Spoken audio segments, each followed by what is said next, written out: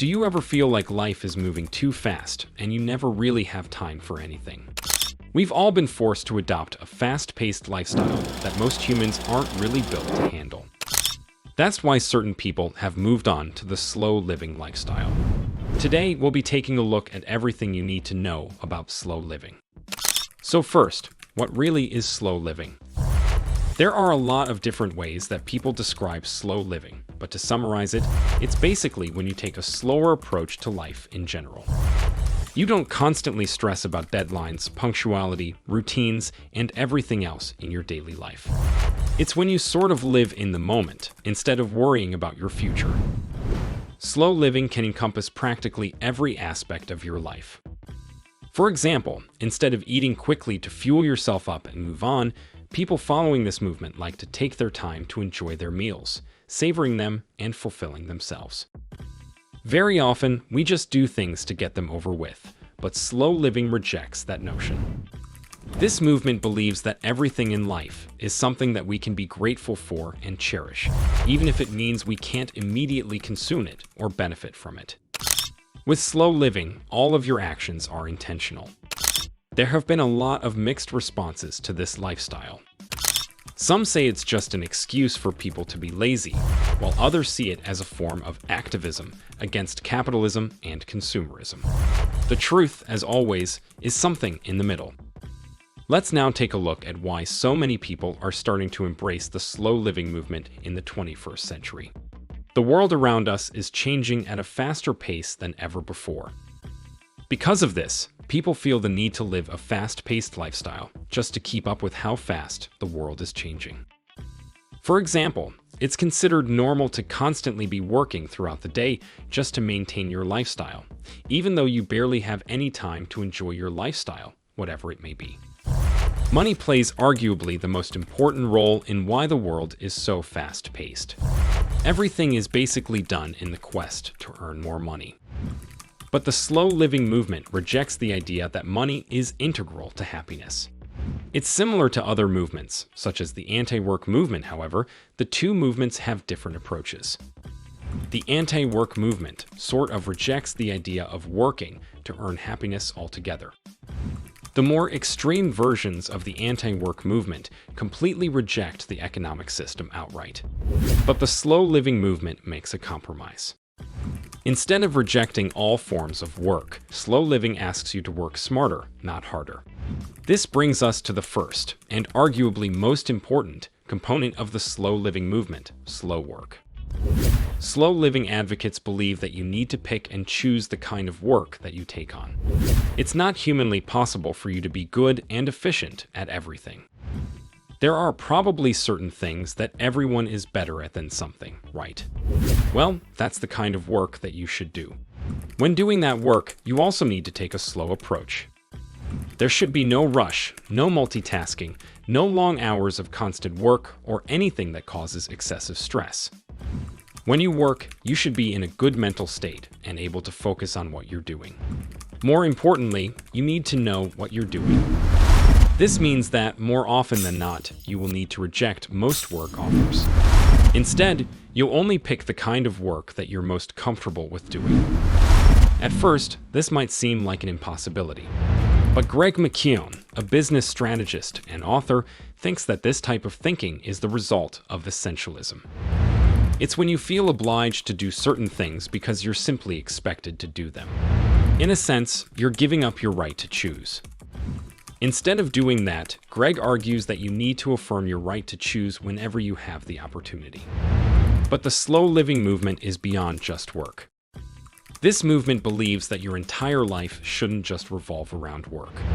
Of course, there are also a lot of other lifestyle changes that advocates of this movement make to better themselves. For example, many people within the movement think that you don't need to live in big, expensive cities with high rents. These cities are symbols of excess and often too expensive for anyone to afford. Likewise, life moves on fast in big cities. People walk faster, are constantly working, and there's temptation around every corner.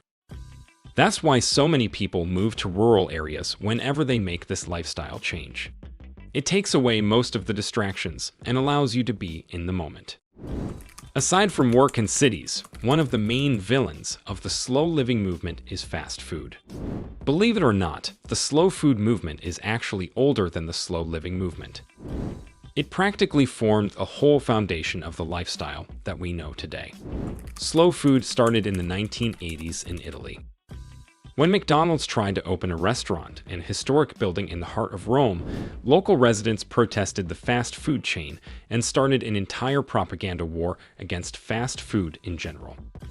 During these protests, traditional Italian food was upheld as a symbol of culture and superiority over fast food. Ultimately, McDonald's ended up opening up multiple restaurants in Rome, but the real winner was the slow food movement. Tourists and locals alike agreed that it didn't matter that local Italian restaurants took more time to prepare food and they often had smaller portions.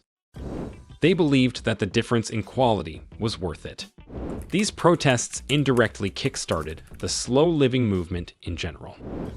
The slow movement is rapidly expanding across all corridors of life. The next target seems to be the education system. Slow advocates suggest that the entire education system in the Western world resembles a fast food restaurant.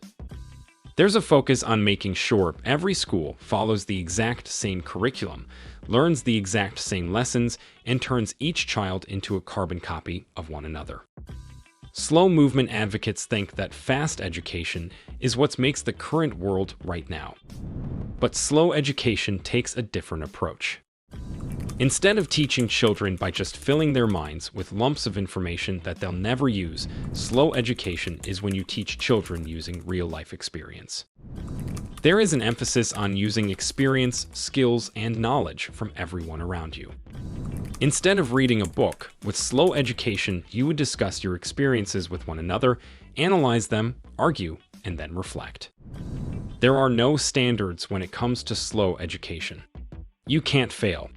It's not traditional by any means, and many people think that it's radical. Many schools around the world do incorporate some slow education elements into their educational system. For example, countries like New Zealand and Finland don't have a strong emphasis on tests.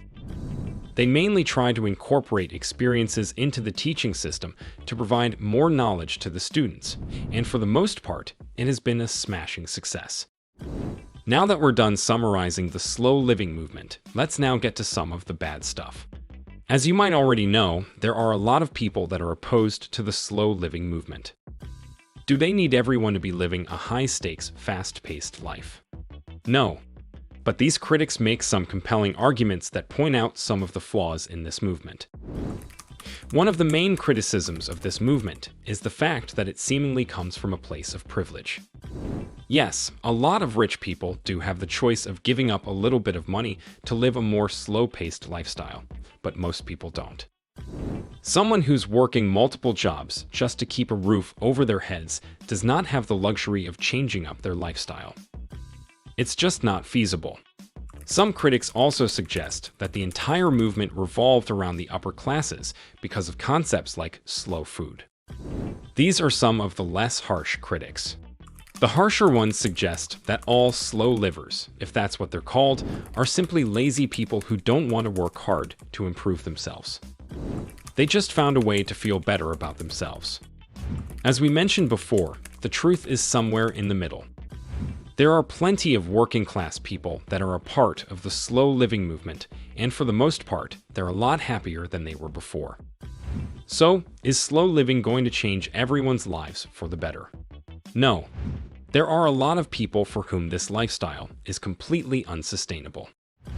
Others simply don't want to live in a slow world. They enjoy the fast-paced life and all of the unpredictability. At the same time, there are plenty of people who could benefit from the change in pace provided by the slow living lifestyle. It's not the end-all be-all, and no, being a part of the slow living movement doesn't need you to be radical. It just depends on the person and what kind of lifestyle suits them the most. That's a wrap for this video. What are your biggest takeaways from the slow living lifestyle? Let us know in the comments below.